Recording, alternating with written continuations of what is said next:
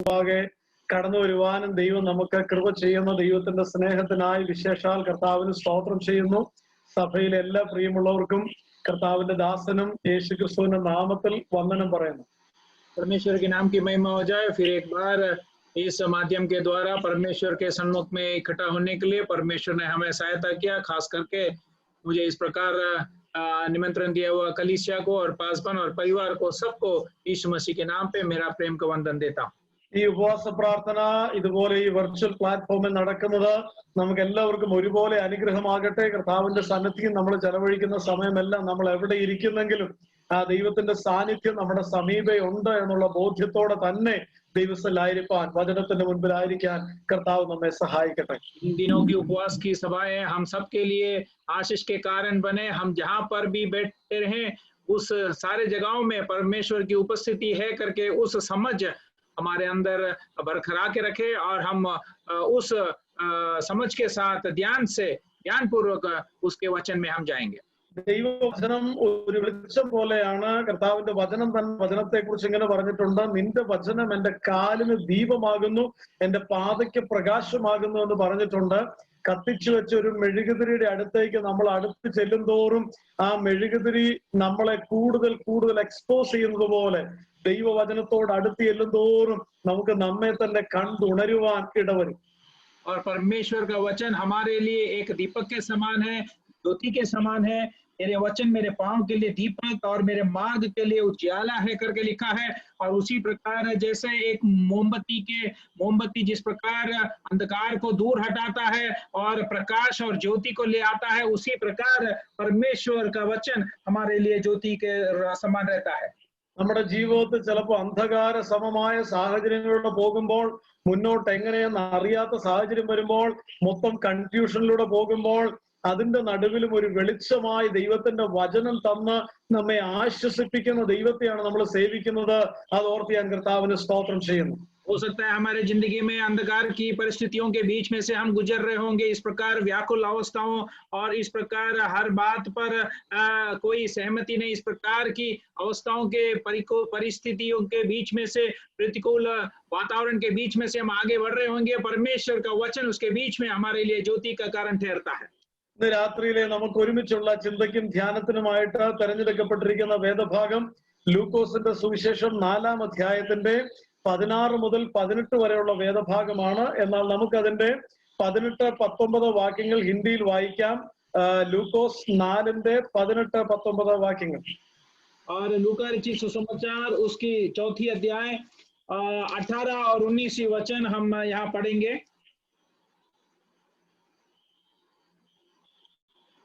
प्रभु का आत्मा मुझ पर है, इसलिए कि उसने कंगालों को सुसमाचार सुनाने के लिए मेरा अभिषेक किया है, और मुझे इसलिए भेजा है कि बंधुओं को छुटकारे का और अंधों को दृष्टि पाने का सुसमाचार प्रचार करो, और कुचले हुओं को छुड़ाऊं, और प्रभु के प्रसन्न रहने के वर्ष का प्रचार करूं। ഇത് കർത്താവ് പരസ്യ ശുശ്രൂഷ സമയത്ത് കർത്താവ് ഒരു സിനഗോഗിലേക്ക് ചെന്ന് അവിടെ ചെല്ലുമ്പോൾ സാധാരണ റബ്ബിമാർ ഒരു സിനഗോഗിൽ ചെന്നാൽ അവിടെ അവരുടെ പ്രമാണം വായിച്ച് കേൾപ്പിക്കാൻ റബ്ബിയോട് ആവശ്യപ്പെടും. അങ്ങനെ കർത്താവ് അങ്ങോട്ട് ചെന്നപ്പോൾ കർത്താവിന്റെ കയ്യിൽ വായിക്കാൻ കൊടുത്തത് യെശയ്യാ പ്രവാചകന്റെ ചുരുളാണ്. കർത്താവ് നിവർത്തിയപ്പോൾ യെശയ്യാ പ്രവചനം 61-ാം അധ്യായത്തിന്റെ 1, 2, 3 വാക്യങ്ങളാണ് കർത്താവ് വായിച്ചത്. അതാണ് ഇവിടെ എടുത്തു പറഞ്ഞിരിക്കുന്നത്. और इस वचन जो है हमारे मसीह के इस पृथ्वी पर जो सेवकाई के समय में, जब उन समयों के आराधनालय, यहूदियों के आराधनालय में जब मसीह गया था, तब वहाँ के जो याजक लोग होते हैं या जो सिखाने वाले होते हैं, उनसे कहा कि उनके हाथ में यशायाह नबी का उस पुस्तक को देखकर उनसे कहा 61 अध्याय में 1, 2 और 3 वचन पढ़े, और उसी वचन को यहाँ दोहराया गया है। അതായത് ലൂക്കോസിന്റെ സുവിശേഷം 4-ാം അധ്യായം 18, 16 അതിന്റെ 18, 19 വാക്യങ്ങൾ എന്ന് പറയുന്നത് യെശയ്യാ പ്രവചനം 61-ാം അധ്യായത്തിന്റെ 1, 2, 3 വാക്യങ്ങളാണ്. എന്നാൽ ഈ ലൂക്കോസിന്റെ സുവിശേഷത്തിൽ രേഖപ്പെടുത്തിയിരിക്കുന്ന ഈ അതേ കാര്യം യെശയ്യാ പ്രവാചകന്റെ പുസ്തകത്തിൽ ഞാനൊന്ന് വായിച്ചപ്പോൾ എനിക്കവിടെ മനസ്സിലായ കാര്യം, ലൂക്കോസ് 4-ൽ പറഞ്ഞിരിക്കുന്ന കുരുടന്മാർക്ക് കാഴ്ച പ്രസംഗിപ്പാൻ ഞാൻ വന്നിരിക്കുന്നു എന്ന് പറഞ്ഞിരിക്കുന്ന ആ പദം യെശയ്യാ പ്രവചനം 61-ൽ നമ്മൾ കാണുന്നില്ല. और इस जो लूका रचित सुसमाचार 4 अध्याय उसके 18 और 19 वचन जो है वो यशायाह नबी का किताब 61 अध्याय उसका पहला, दूसरा और तीसरा वचन एक समान है।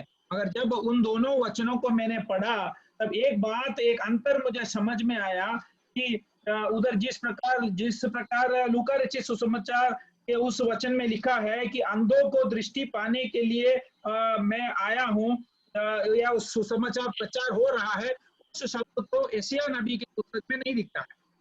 അപ്പൊ ഞാൻ പെട്ടെന്ന് വിചാരിച്ചു ഇതെന്താണ് അങ്ങനെ യെശയ്യാ പ്രവചനം 61 അധ്യായത്തിന്റെ 1, 2, 3 വാക്യങ്ങളിൽ കാണാത്ത ഒരു കാര്യം, കുരുടന്മാർക്ക് കാഴ്ച പ്രസംഗിപ്പാൻ എന്നൊരു കാര്യം ഇത് എടുത്തു വായിച്ചപ്പോൾ കർത്താവ് അങ്ങനെ വായിച്ചത് എന്തുകൊണ്ടാണ് വചനത്തിലേക്ക് കൂട്ടിച്ചേർക്കുകയായിരുന്നോ എന്ന് ഞാൻ ചിന്തിക്കുകയുണ്ടായി. പക്ഷെ വാസ്തവം അങ്ങനെയല്ല.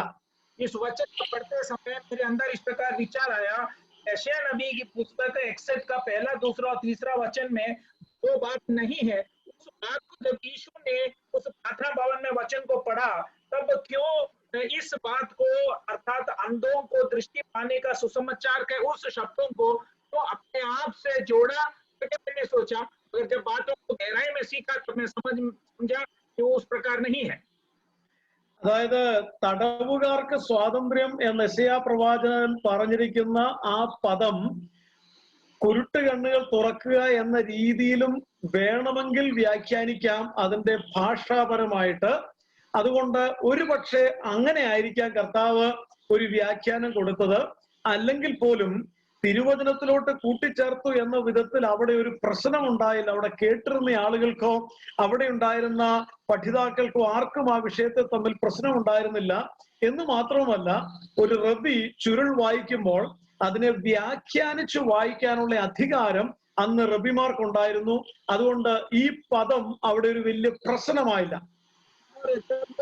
उस पुराने नियम के 61वें अध्याय में जब मैंने वचन को पढ़ा तब उधर इस प्रकार लिखा है कि बंधुओं के लिए स्वतंत्रता और कैदियों के लिए छुटकारा का प्रचार करो। तो हो सकता है जब मसीह ने इस बात को जब उधर पढ़ा था तब इस वचन को वो गहराई में समझा कर हो सकता है इस बात को उसका अर्थ अंधों के दृष्टि पाने के सुसमाचार के हिसाब से उन्होंने कहा होगा। और दूसरी बात हम देखते हैं कि जब उस प्रार्थना भवन में इस बातों को पढ़ा गया तब वहां जो बातें सुन रहे थे, जो रबिया थे, जो लोग वहां बैठे थे, उनमें से किसी को कोई भी इस प्रकार उनमें कोई तकलीफ या इस प्रकार की भावना कुछ अलग बात महसूस नहीं हुआ, कमी महसूस नहीं हुई। और तीसरी बात यह है कि रबियों जब वचन को सिखाते हैं तो उनमें एक जिम्मेदारी है कि वो वचन को गहराई रूप से समझाकर सिखाए। അപ്പൊ എന്ന് വെച്ചാൽ ഇവിടെ കർത്താവ് ഇങ്ങനെ ഒരു കാര്യം വ്യാഖ്യാനിച്ചു വായിച്ചപ്പോൾ കുരുടന്മാർക്ക് കാഴ്ച പ്രസംഗിപ്പാനാണ് ഞാൻ വന്നിരിക്കുന്നതെന്ന് വായിച്ചെങ്കിൽ അതിന്റെ അർത്ഥം ആ വായിച്ച ഭാഗത്ത് ഏറ്റവും പ്രധാനമായി കർത്താവ് അടിവരയിടാൻ ആഗ്രഹിച്ചത്, കർത്താവിടെ പ്രസംഗിക്കാൻ ആഗ്രഹിച്ചത് ഈ കാര്യമായിരുന്നു. ഞാൻ ഈ ഭൂമിയിലേക്ക് വന്നിരിക്കുന്നത് ചില കുരുട്ട് കണ്ണുകളെ തുറക്കാനാണ് എന്ന ആശയമാണ് കർത്താവിടെ പ്രസംഗിച്ചത്. और इस कारण जब मसीह ने उस परमेश्वर के भवन में जब इस वचनों को पढ़ा और बड़ी खास रीति से जब उन्होंने कहा कि बंधुओं को छुटकारे का और अंधों को दृष्टि पाने का सुसमाचार प्रचार करूं, इसका अर्थ ये था कि मसीह उस बात को ज्यादा महत्व देकर बताना चाहता था कि मैं इस संसार में इस कारण आया कि अंधे को दृष्टि मिलने वाले उस समाचार को मैं प्रचार करूं। അതായത് കർത്താവ് അവിടെ ജീവിച്ച ആ കാലഘട്ടം എന്ന് പറയുന്നത് പുറമേയുള്ള കണ്ണുകൾ ശരിക്കും തുറന്നിരിപ്പുണ്ടെങ്കിലും ആത്മീക കണ്ണുകൾക്ക് അന്ധത ബാധിച്ച ഒരു കാലഘട്ടമായിരുന്നു.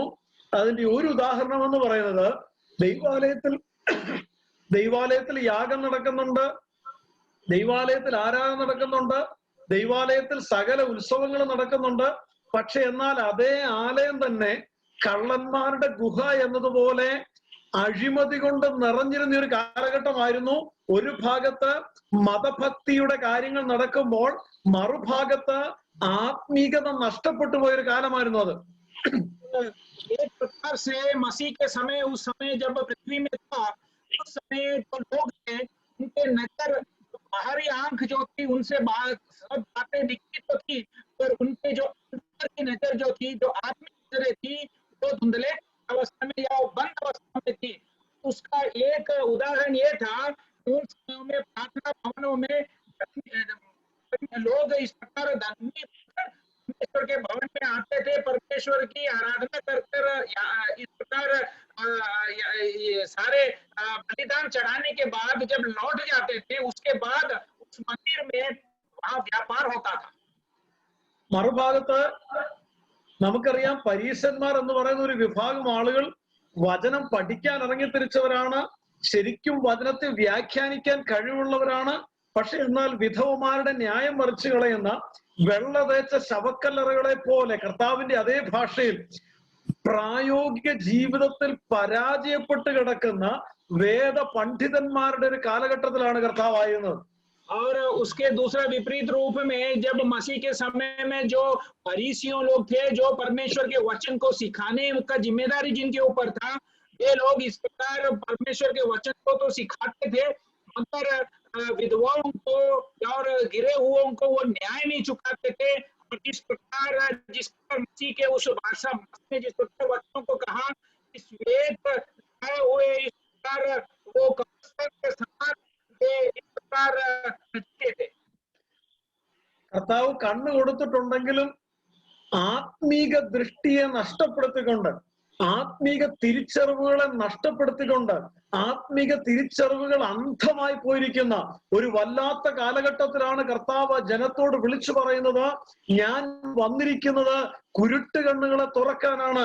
ആത്മീക ദൃഷ്ടിയെ സംബന്ധിച്ചാണ് കർത്താവ് അവിടെ പ്രസംഗിക്കുവാനിടയായത്. मसीह ने आंखें तो दिया है, लोगों के पास नजर तो है, मगर वे आत्मिक तौर से अंधेपन की अवस्था में रहने के कारण, आत्मिक बातों को सही रीति से नहीं देख पाने के कारण यीशु मसीह उनसे कहता है कि मैं अंधों को दृष्टि दिलाने के लिए आया हूं, अर्थात आत्मिक दृष्टि के बारे में वह कहता है।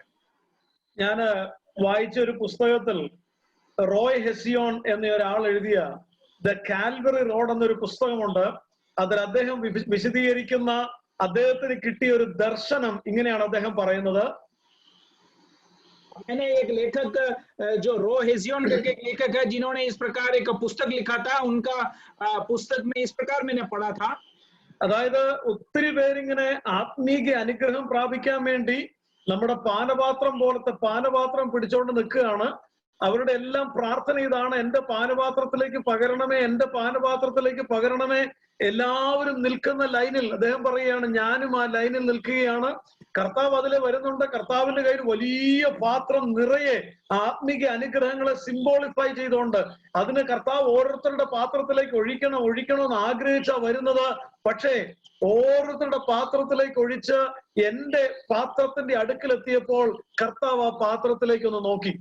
और इस प्रकार उन्होंने अपने पुस्तक में लिखा है कि परमेश्वर आशीष देने के लिए खड़ा है और उनके सामने आशीष लेने के लिए लोग इस प्रकार उस दाखरस का कटोरा लेकर खड़ा है कि मेरे कटोरे में तो आशीष डाल दे। उस विनती के साथ वो कहते हैं परमेश्वर हर एक कटोरों में भरते जा रहा है और मेरी पर्यायी परमेश्वर ने मेरे कटोरे के सामने आकर खड़ा हो गया. അവിടെ വന്നിട്ട് കർത്താവ് എന്റെ പാത്രത്തിലേക്ക് ഒന്ന് നോക്കിയപ്പോൾ, നമ്മുടെ പാത്രത്തിലേക്ക് ഒന്ന് നോക്കിയപ്പോൾ അതിന്റെ അകം മുഴുവൻ അഴുക്ക് പിടിച്ചു കിടക്കുകയാണ്. ഇതിനകത്ത് മുഴുവനും ചിലന്തി വലയും അഴുക്കും എല്ലാം നിറഞ്ഞത്, കഴുകാതെ ദീർഘനാളുകളായിട്ട് ഇത് ശുദ്ധിയില്ലാതെ ഇങ്ങനത്തെ ഒരു പാത്രം പിടിച്ചോണ്ട് നിൽക്കുന്നത്. അപ്പൊ കർത്താവിന് ഇങ്ങോട്ട് കർത്താവ് പറയാണ്, ആദ്യം പോയി ഈ പാത്രം ഒന്ന് ക്ലീൻ ചെയ്തിട്ട് വാ. പക്ഷെ അത് കേൾക്കാൻ എനിക്ക് മനസ്സില്ല. ഞാൻ വിളിച്ചു പറയാണ്, നിറയ്ക്ക് നിറയ്ക്ക് നിറയ്ക്ക്. വീണ്ടും കർത്താവ് ഇങ്ങോട്ട് പറയുന്നുണ്ട്, ഉറക്കെ കർത്താവ് പറയുന്നുണ്ട്, ഈ പാത്രത്തിലേക്ക് പകരാൻ എനിക്ക് പറ്റില്ല, ഇത് ശുദ്ധി ചെയ്യ്.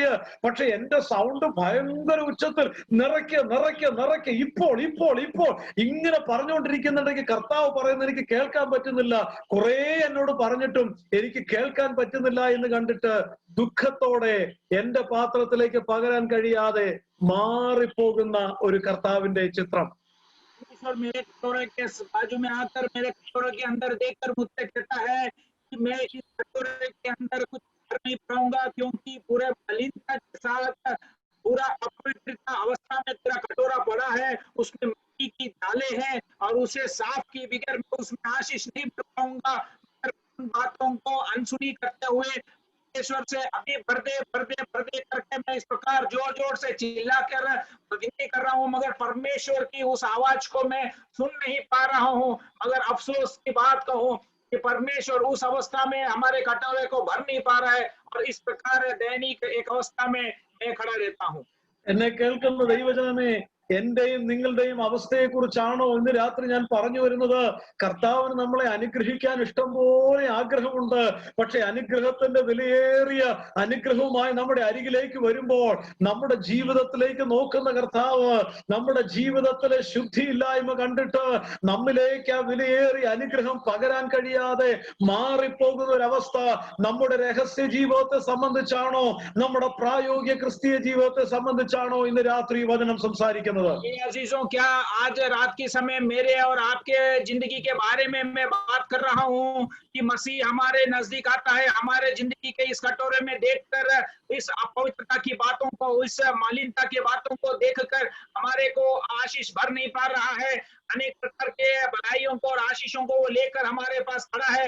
हमारे उस बर्तन के अंदर, कटोरे के अंदर इस प्रकार की अशुद्धता पाने के कारण, होने के कारण वो इस प्रकार हमारे अंदर वो उस आशीषों को दे नहीं पा रहा है, उनके नहीं पा रहा है।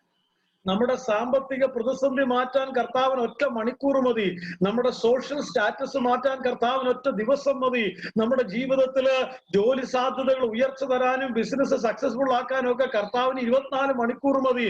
പക്ഷെ ഏറ്റവും കർത്താവ് സ്ട്രഗിൾ ചെയ്യുന്നത് നമ്മുടെ ആത്മീക ജീവിതത്തെ പ്രായോഗിക ക്രിസ്തീയ ജീവിതത്തിൽ നിന്ന് രൂപപ്പെടുത്താൻ വേണ്ടിയാണ്, നമ്മെ കർത്താവിന്റെ വരവിന് വേണ്ടി ഒരുക്കാൻ വേണ്ടിയാണ്, ആത്മീക ജീവിതത്തെ പണിതെടുക്കാൻ വേണ്ടിയാണ് കർത്താവിന് സമയം വേണ്ടിയത്. हमारे जिंदगी में आर्थिक सहायता को, बढ़ोतरी को देने के लिए परमेश्वर को कुछ क्षण की जरूरत भी नहीं है। हमें सामाजिक स्थिति में ऊंचाई देने के लिए परमेश्वर को ज्यादा समय नहीं लगता है। हमारे आर्थिक और इस सांसारिक बातों को, जरूरतों को पूरा करने के लिए परमेश्वर को अधिक समय नहीं लगता है। मगर हमारे आत्मिक जिंदगी में हमें सही रीति से चलाने के लिए परमेश्वर को अधिक समय लगता है। और परमेश्वर को इस पृथ्वी की बातों में कोई दिलचस्पी नहीं है, मगर उसका कामना यही है कि हमें उसके राज्य में प्रवेश कराए। ആത്മീക അന്ധതയാണ് ഈ നാളുകളിൽ ദൈവജനത്തെ സംബന്ധിച്ചുള്ള കർത്താവിന്റെ ഏറ്റവും വലിയ ഭാരം. കർത്താവ് ഈ ഭൂമിയിൽ വന്നപ്പോൾ വിളിച്ചു പറഞ്ഞ അതേ സന്ദേശം ഈ അന്ത്യനാളുകളിലും അതിപ്രസക്തമാണ്. ആത്മീക കണ്ണുകളെ പ്രകാശിപ്പിക്കാൻ വേണ്ടിയാണ് ഞാൻ ഈ ലോകത്തിലേക്ക് വന്നിരിക്കുന്നത്. परमेश्वर को उसके प्रजा के संबंध में आज भी वही बोझ, ये एक ही बोझ यही है कि आत्मिक अंधापन जो है वो अपने संतानों के ऊपर देखता है, अपने प्रजा के ऊपर देखता है। परमेश्वर ने अपने समय पर जब इस पृथ्वी में आया, जिस संदेश को बोला है, उसी संदेश को आज रात के समय में वापस आपके बीच में दोहराता हूँ। ഇന്ന് രാത്രി 3 സന്ദർഭങ്ങൾ ദൈവം കണ്ണു തുറന്ന, വേദപുസ്തകത്തിൽ കൊടുത്തിട്ടുള്ള ദൈവം കണ്ണു തുറന്നു കൊടുത്ത 3 സംഭവങ്ങളും അതിനകത്തൂടെ നമുക്ക് പഠിക്കാനുള്ള ചില ആത്മീക ചിന്തകളുമാണ് ഇന്ന് രാത്രി ഞാൻ ചിന്തിക്കുവാൻ, നമുക്ക് ഒരുമിച്ച് പഠിക്കുവാൻ വേണ്ടി തെരഞ്ഞെടുത്തിരിക്കുന്നത്. നമ്മുടെ കണ്ണ് കർത്താവ് തുറക്കുന്നത് എങ്ങനെ? 3 സന്ദർഭങ്ങൾ നമ്മുടെ ശ്രദ്ധയിലേക്ക് പെടുത്താം. അതിലെ ഒന്നാമത്തെ കാര്യം 2 രാജാക്കന്മാരുടെ പുസ്തകം 6-ാം അധ്യായം 17-ാമത്തെ വാക്യമാണ്. रात के समय इस 3 प्रकार की अंधेपन को परमेश्वर ने हटाया। उस बातों के विषय में हम मनन करेंगे, सीखेंगे कि इस प्रकार हमारे उस अंधे दृष्टि को परमेश्वर चंगा करता है, चंगा हटाता है। और उसके पहले विषय में हम दूसरी राजा के पुस्तक 6वीं अध्याय उसकी 17वीं वचन हम पढ़ेंगे। 2 രാജാക്കന്മാർ 6-ാം അധ്യായം 17-ാം വാക്യം നമുക്ക് ഹിന്ദിയിൽ വായിച്ചു കേൾക്കാം. तब एलीशा ने यह प्रार्थना की, हे यहोवा, इसकी आंखें खोल दे कि यह देख सके। तब यहोवा ने सेवक की आंखें खोल दी, और जब वह देख सका तब क्या देखा कि एलीशा के चारों ओर का पहाड़ अग्निमय घोड़ों और रथों से भरा हुआ है। ഇവിടുത്തെ പശ്ചാത്തലം എന്ന് പറയുന്നത് പ്രവാചകനായ എലീശയുടെ ബാല്യക്കാരൻ അതിരാവിലെ ആ നല്ല പ്രഭാതം കാണാൻ തന്റെ കൂടാരത്തിലേക്ക് പുറത്തേക്ക് ഇറങ്ങുകയാണ്. താൻ കണ്ണൊക്കെ തിരുമി തുറന്നു നോക്കുന്നത് മനോഹരമായ കിളികളുടെ നാദവും, ഇല്ലെങ്കിൽ ആ നല്ല സൂര്യൻ ഉദിച്ചു വരുന്നതും, മനോഹരമായൊരു സുപ്രഭാതം കാണാൻ വേണ്ടി കൂടാരത്തിന് പുറത്തേക്ക് ഇറങ്ങിയ ഈ പ്രവാചകന്റെ ശിഷ്യൻ കാണുന്നത് ആരാം സൈന്യം ഇവരെ പിടിക്കാൻ വേണ്ടി ചുറ്റും പാളയം ഇറങ്ങിയിരിക്കുന്ന കാഴ്ചയാണ്. ഇത് കണ്ട് പേടിച്ചരണ്ട് താൻ നിലവിളിക്കുന്ന ഒരു നിലവിളിയാണ്, അയ്യോ യജമാനനെ നാം ഇനി എന്തു ചെയ്യും എന്നൊരു നിലവിളി. और देखिए इस वचन का इतिहास ये है कि उस भविष्यद्वक्ता का चेला रात को सोकर भोर के समय उठता है, अपने आंखों को इस प्रकार दबाकर सूखे पत्थर अच्छे उस पक्षियों के रोने की आवाज और सूरज के किरणों को देखकर इस प्रकार जब खड़ा रहता है, तब वो देखता है कि अराम की उस सेना उनके ओर चढ़ाई करने के लिए उनके विरुद्ध आ रहा है। और इस प्रकार वो डरकर भयभीत होकर अपने स्वामी के पास जाकर इन बातों को कहता है। മാനുഷികമായ കണ്ണുകളെ തുറന്ന പ്രവാചക ശിഷ്യൻ നോക്കിയപ്പോൾ തനിക്ക് കാണുവാൻ സാധിക്കുന്നത് വാളും പരിചയും കുന്തവുമായിട്ട് രഥങ്ങളും സൈന്യങ്ങളുമായിട്ട് ആരാം സൈന്യം ഇങ്ങനെ വളഞ്ഞു നിൽക്കുകയാണ്. ഇവരെ പിടിച്ചുകൊണ്ടുപോകാൻ, ഇവരെ ബന്ധിക്കാൻ, ഇവരെ കീഴ്പ്പെടുത്താൻ, ഇവരെ കൊലപ്പെടുത്താൻ ശത്രു സൈന്യം ഇങ്ങനെ പാളയമിറങ്ങി നിൽക്കുന്നതാണ് ഈ മനുഷ്യൻ കണ്ണു തുറന്നപ്പോൾ കണ്ടത്. പലപ്പോഴും നമ്മുടെ ജീവിതത്തിലും ഇതുപോലെ നമ്മുടെ ചുറ്റുവട്ടത്തേക്ക് നോക്കിയാൽ നമുക്കെതിരെ നിൽക്കുന്ന പ്രതിസന്ധികളും പ്രതികൂലങ്ങളും, നമുക്കെതിരെ നിൽക്കുന്ന ഒത്തിരി വൈഷമ്യങ്ങളുടെ വലിയ പ്രശ്നങ്ങളും നമുക്ക് കാണാൻ സാധിക്കുന്നുണ്ട്. ഒരുപക്ഷെ ഇവിടെ ഇരിക്കുന്ന പലരുടെയും ജീവിതത്തിലും അങ്ങനെയുള്ള വൈഷമ്യങ്ങളുടെ വലിയ പ്രശ്നങ്ങളായിരിക്കാം ചുറ്റും നിൽക്കുന്നത്. अपने उस बाहरी नजरों से जब उस चेले ने बातों को देखा, तब उसके सामने उसने बड़े उस दुश्मन के बड़े घोड़ों को और रथों के समेत वो एक दल के समान उस नगर को घेरते हुए और उनको इस प्रकार ले जाने के लिए, सताने के लिए आते हुए उस बातों को देखा। हो सकता है आज शाम के समय भी हमारे बीच में आप लोग जो हैं उसमें से कुछ लोग इस प्रकार की भयानक परिस्थितियों के बीच में से गुजर रहा होगा, जहां शत्रु की सेना जो है आपके ऊपर चढ़ाई करने आ रहा है। സ്വാഭാവികമായിട്ടും ഈ മനുഷ്യൻ പേടിച്ചരണ്ടു. ഈ മനുഷ്യൻ നിലവിളിച്ചുകൊണ്ട് പ്രവാചകന്റെ അടുത്തേക്ക് ഞാൻ നിലവിളിക്കുകയാണ്, അയ്യോ യജമാനെ നാം ഇനി എന്തു ചെയ്യേണ്ടു. ഈ നിലവിളി കേട്ട് പ്രവാചകൻ കൂടാരത്തിന്റെ പുറത്തേക്ക് ഇറങ്ങി. പ്രവാചകനും നോക്കിയപ്പോൾ കണ്ടു ഇങ്ങനെ ഒരു സൈന്യം പാളയമിറങ്ങിയിരിക്കുന്നു. വലിയ പ്രതിസന്ധിയാണ് കണ്ടത്. പക്ഷെ പ്രവാചകൻ അവിടെ നിന്നുകൊണ്ട് ഒറ്റ പ്രാർത്ഥനയാണ്, ദൈവമേ ഇവൻ കാണത്തക്കവണ്ണം ഇവന്റെ കണ്ണൊന്ന് തുറക്കണമേ. आमतौर से उस सेवक जो है वो डर गया था, उसके उस बातों को देखकर, उसके नजरों से जो बातें उसको दिखा, उस बातों को देखकर वो भयानक होकर इस प्रकार उस नबी के पास जाकर, याजक के पास जाकर अपने बातों को कहता है और इस प्रकार स्वामी से कहता है कि हे स्वामी अभी हम क्या करें। और स्वामी भी वहां कहता है कि मत डर। और इस प्रकार उस परमेश्वर से इस प्रकार एलीशा प्रार्थना करता है कि हे यहोवा इसकी आंखें तू खोल दे। ഈ പ്രാർത്ഥനയുടെ മറുപടിയായിട്ട് ദൈവം തമ്പുരാൻ ഇറങ്ങി വന്ന് ഈ പ്രവാചക ശിഷ്യന്റെ ആത്മീക കണ്ണുകളെ ഒന്ന് തുറന്നു കൊടുത്തു. ആ ഭൗമിക കണ്ണുകൾക്ക് അപ്പുറത്തേക്ക് കാണാൻ കെൽപ്പുള്ള ആത്മീക കണ്ണുകളെ തുറന്നപ്പോൾ താൻ അവിടെ കാണുന്നത് വാളും പരിചയമായിട്ട് നിൽക്കുന്ന ശത്രുക്കളെയല്ല, അതിന്റെയും പുറകിൽ തനിക്ക് വേണ്ടി ഇറങ്ങി വന്നിരിക്കുന്ന സ്വർഗീയ സൈന്യത്തെയാണ് താൻ കാണുന്നത്. और जब एलीशा ने प्रार्थना किया, तब उस प्रार्थना के सामने यहोवा ने उस सेवक की आंखें खोल दी। और जब बाहरी नजरों से बढ़कर परमेश्वर ने उसके आत्मिक नजरों को खोल दिया, तब उसके आत्मिक नजरों से, बाहरी नजरों से जितना देख सकता है उससे भी बढ़कर उस पार की उस बातों को उसने देखा। और जब उस आत्मिक नजरें खुल गई, तब उसने उसके सामने विरुद्ध आने वाले उस दुश्मन के तलवारों को और घोड़ों को नहीं देखा, और उसने भी उस पार परमेश्वर ने एलीशा के चारों ओर का पहाड़ अग्नि में घोड़ों को और रथों से भरा हुआ बातों को देखा। എന്നെ കേൾക്കുന്ന ദൈവമക്കളെ, നമ്മുടെ ചുറ്റുപാടും ഒരുപക്ഷെ ആരാം സൈന്യം എന്നതുപോലെ നിലനിൽക്കുന്ന പ്രതിസന്ധികളുടെ മേടുകളെ കാണുന്നുണ്ടോ? പ്രതികൂലങ്ങളുടെ വലിയ പ്രശ്നങ്ങളെ കണ്ട് ഭാരപ്പെടുന്ന അവസ്ഥയിൽ ഇന്ന് രാത്രി ആരെങ്കിലും ഈ ശബ്ദം കേൾക്കുന്നുണ്ടെങ്കിൽ ദൈവത്തിന്റെ പരിശുദ്ധാത്മാവ് ഞാൻ വിളിച്ചു പറയട്ടെ, ഇവിടെ കർത്താവ് പ്രസംഗിച്ച അതേ വചനം നമ്മുടെ കണ്ണുകളൊന്ന് തുറന്ന്, കർത്താവ് നമ്മുടെ ആത്മീയ കണ്ണുകളൊന്ന് തുറന്നു കഴിയുമ്പോൾ നമ്മൾ കാണാൻ പോകുന്നത് ഈ പ്രതിസന്ധിയല്ല, അതിന്റെ അപ്പുറത്ത് നമുക്ക് വേണ്ടി ഇറങ്ങി വരുന്ന സ്വർഗീയ സൈന്യത്തെയാണ്.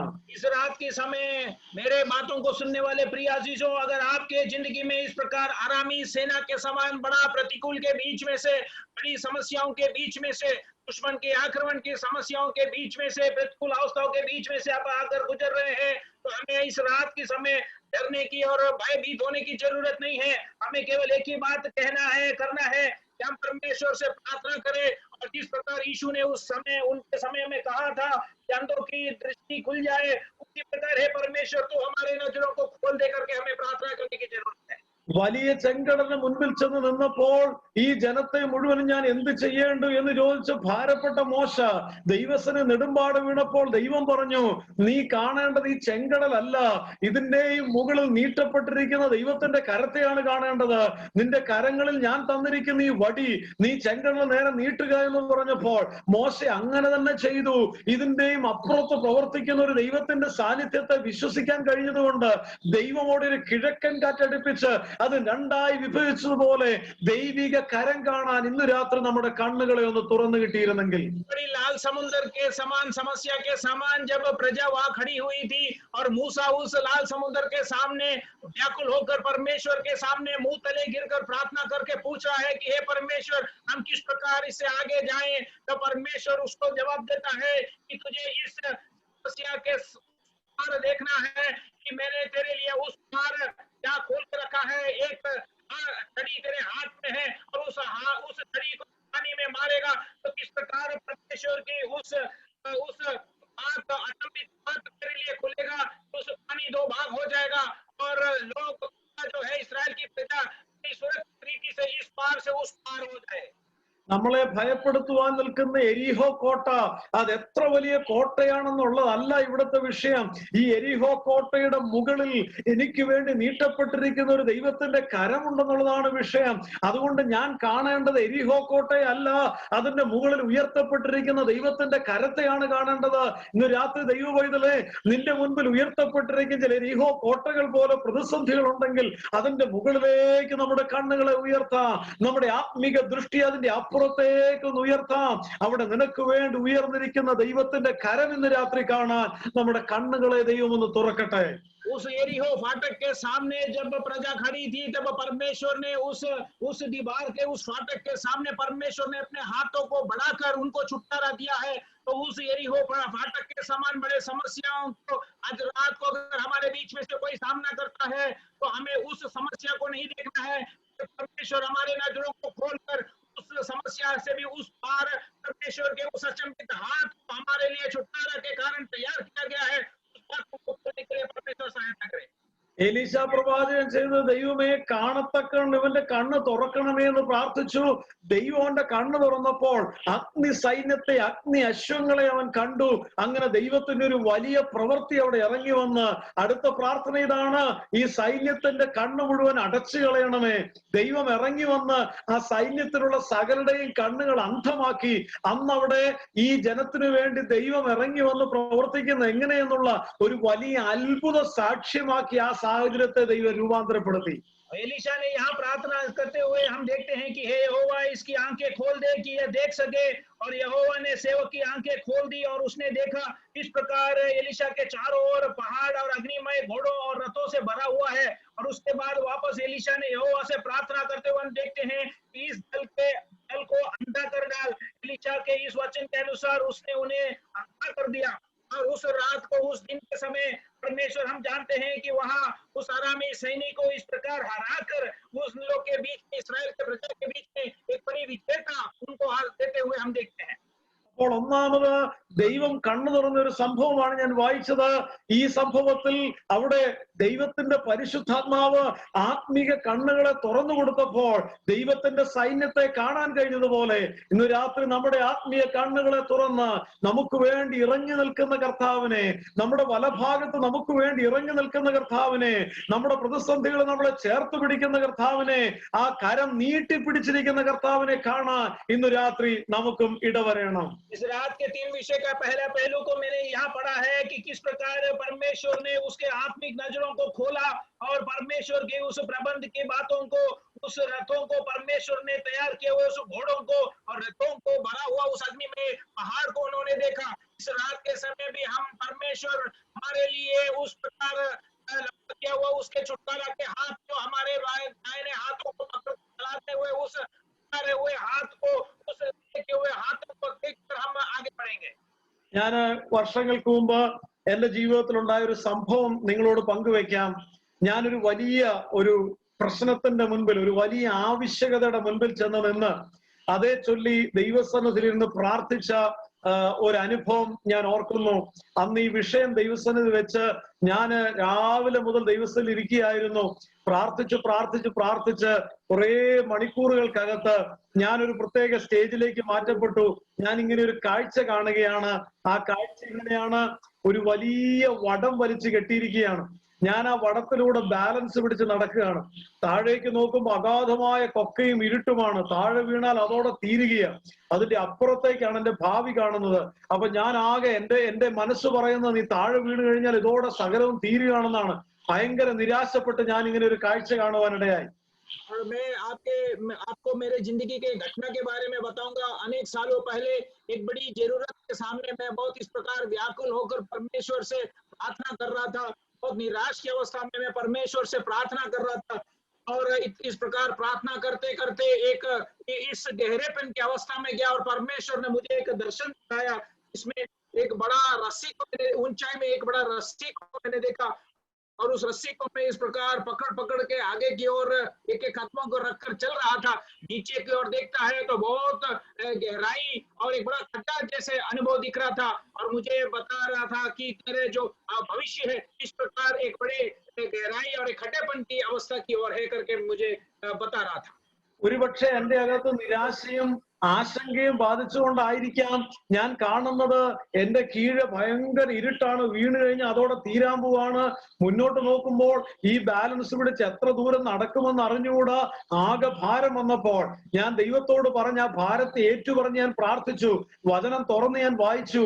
അതെല്ലാം കഴിഞ്ഞ് വീണ്ടും ഞാൻ ദൈവത്തിൽ ഇരുന്നപ്പോൾ ഇതേ ചിത്രം വേറൊരു വിധത്തിൽ കർത്താവിനെ കാണിച്ചു. അതിങ്ങനെയാണ്, കർത്താവിനോട് പറഞ്ഞു, നീ മേളിലേക്ക് നോക്കാൻ പറഞ്ഞു. ഞാൻ മേളിലേക്ക് നോക്കിയപ്പോ കാണുന്നത് എന്റെ ഇടതുകരം ഇങ്ങനെ ഉയർന്നിരിപ്പുണ്ട്. എന്റെ ശരീരത്തിന്റെ 3 ഇരട്ടി വലിപ്പമുള്ള ഒരു ഇടതുകരം എന്റെ കരത്തിൽ പിടിച്ചിങ്ങനെ നടത്തുകയാണ്. എന്നിട്ട് കർത്താവ് പറഞ്ഞു, ഇനി താഴോട്ട് നോക്കാൻ പറഞ്ഞു. ഞാൻ താഴോട്ട് നോക്കുമ്പോ കാണുന്നത് എന്റെ ശരീരത്തെക്കാൾ 3 ഇരട്ടി വലിപ്പമുള്ള ഒരു കൈ ഇങ്ങനെ താഴെ പിടിച്ചിരിക്കുകയാണ്. അപ്പൊ എന്നെ ഇങ്ങനെ പിടിച്ച് നടത്തുന്നു. കർത്താവ് പറഞ്ഞു, നീ വീഴത്തില്ല, ഞാൻ നിന്നെ പിടിച്ചിട്ടുണ്ട്. അഥവാ നീ വീണാലും എന്റെ കയ്യിലേക്കാ വീഴുന്നേ. ഇതൊരു ഭയങ്കര എന്റെ കണ്ണ് തുറക്കുന്ന ഒരു കാഴ്ചയായിരുന്നു. इस प्रकार बड़ी निराश और बोझ के साथ में प्रार्थना करने के कारण हो सकता है मेरे अंदर इस प्रकार उस दर्शन का मतलब ऐसा आया है कि तेरा भविष्य है एक अंधकार की अवस्था में है, नीचेपन की अवस्था में है। अगर परमेश्वर की आत्मा मुझसे कह रहा था कि तू उस रस्सी को सीधा पकड़कर संतुलन से धीरे धीरे एक एक कदम को आगे रखते हुए आगे की ओर बढ़, और उसके बाद परमेश्वर की आत्मा और गहराई में मुझे लेकर जाकर इस बात को और साफ रीति से मुझे दिखाया कि मेरे दाहिने हाथों को मेरे से भी 3 गुना बड़ा एक हाथ थाम के रखा है। उसी तरह मुझे कहा कि नीचे की ओर नहीं मगर ऊंचाई की ओर देखो। और जब मैंने और उसके बाद कहा कि नीचे की ओर देखो, जब मैंने नीचे की ओर देखा तो मेरे शरीर से भी 3 गुना बड़ा एक शरीर मुझे अपने हाथों में लेकर इस प्रकार रहता है, सुरक्षित रखा हुआ है। उस अनुभव को, उस दर्शन को जब मैंने देखा, मेरी जिंदगी में एक बड़ा हियाव, एक नया हियाव और सामर्थ्य को मैं उस दिन पाया। എന്നെ കേൾക്കുന്ന ദൈവമക്കളെ, നീ പ്രതിസന്ധിയിലൂടെ പോകുമ്പോൾ നീ ഒറ്റയ്ക്കല്ല. തീച്ചൂളയും 4-ാമനായി ഇറങ്ങി വരുന്ന ഒരുവനുണ്ട്. മരണ നിഴലിന്റെ താഴ്വരയിലൂടെ നടന്നാലും ഞാൻ ഒരു അനർത്ഥവും ഭയപ്പെടുകയില്ല. ഒരു സൈന്യം എനിക്ക് നേരെ പാളയമിറങ്ങിയാലും ഞാൻ നിർഭയമായി വസിക്കും. ഈ ഒരു ഉറപ്പും ധൈര്യവുമാണ് ആത്മീയ കണ്ണു തുറക്കുമ്പോൾ നമുക്ക് ലഭിക്കുന്നത്. मेरे प्यारे भाई बहनों, आज रात को मुझे सुनने वाले प्रिय अजीजों, हमें किसी बात पर डरने की जरूरत नहीं है। अंधेरा की उस तराइयों से, मृत्यु के तराइयों से चलने पर भी मैं तेरे साथ रहता हूँ, और मैं तेरे हाथों को थाम कर तुझे आगे चलाऊंगा।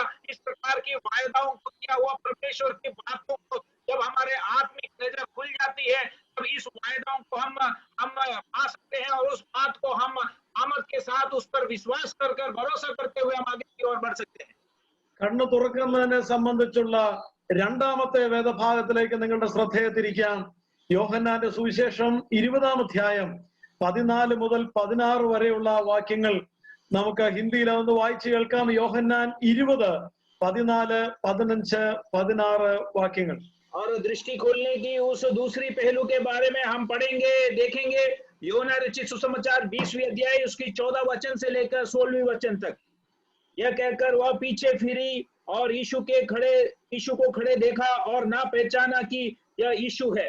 यीशु ने उसे कहा, हे नारी, तू क्यों रोती है? किसको ढूंढती है? उसने माली समझकर उससे कहा, हे महाराज, यदि तू उनसे उठा लिया है तो मुझसे कह कि उसे कहाँ रखा है और मैं उसे ले जाऊंगी। यीशु ने उससे कहा, मरियम। उसने पीछे फिरकर उससे इब्रानी में कहा, रबुनी, अर्थात हे गुरु। ഇവിടുത്തെ സംഭവം പശ്ചാത്തലം ഇതാണ്. യേശു കർത്താവ് ക്രൂശിൽ മരിച്ച് അടക്കപ്പെട്ടിരിക്കുകയാണ്. ഇന്നയോളം കൂടെ ഉണ്ടായിരുന്ന കർത്താവ് ഈ മറിയുടെ ഇല്ലെങ്കിൽ ഈ പറയുന്ന എല്ലാ ശിഷ്യരുടെയും ജീവിതത്തിൽ ഒരിക്കലും പ്രതീക്ഷിക്കാത്തതുപോലെ അവരിൽ നിന്ന് മാറ്റപ്പെട്ടിരിക്കുന്ന ദുഃഖം നിറഞ്ഞ ഒരവസ്ഥയാണ് ഇവിടുത്തെ പശ്ചാത്തലം. इस वचन के इतिहास यह है कि यीशु मसीह को सलीब में चढ़ाया गया और उसके बाद, उसके मृत्यु के बाद उसको इस प्रकार उधर गाड़ के रखा है और उस कब्र में रखा है। और उसके मृत्यु के बाद चेले सब इस प्रकार डर कर भाग गया है। और मरियम को भी हम देखते हैं कि वो इस प्रकार मसीह जाने की वजह से उदास होकर, निराश होकर खड़ी है। 20-ാം അധ്യായത്തിന്റെ 1-ാം വാക്യം പറയുന്നത്, ഈ 3-ാം ദിവസം, അതായത് ആഴ്ചവട്ടത്തിന്റെ 1-ാം നാൾ അതിരാവിലെ ഇരുട്ടുള്ളപ്പോൾ തന്നെ കല്ലറയിലേക്ക് നടന്നു ചെല്ലുകയാണ്. അവിടെ ചെന്നിരുന്ന് കരയാനും സുഗന്ധവർഗ്ഗങ്ങൾ പൂശുവാനും ഒക്കെ ആയിട്ട് അവര് കല്ലറയിലേക്ക് ചെല്ലുമ്പം അവിടെ കാണുന്ന കാഴ്ച, കല്ലറ തുറന്നു കിടക്കുന്നു. കർത്താവിന്റെ മൃതശരീരം പോലും അവിടെ കാണുന്നില്ല.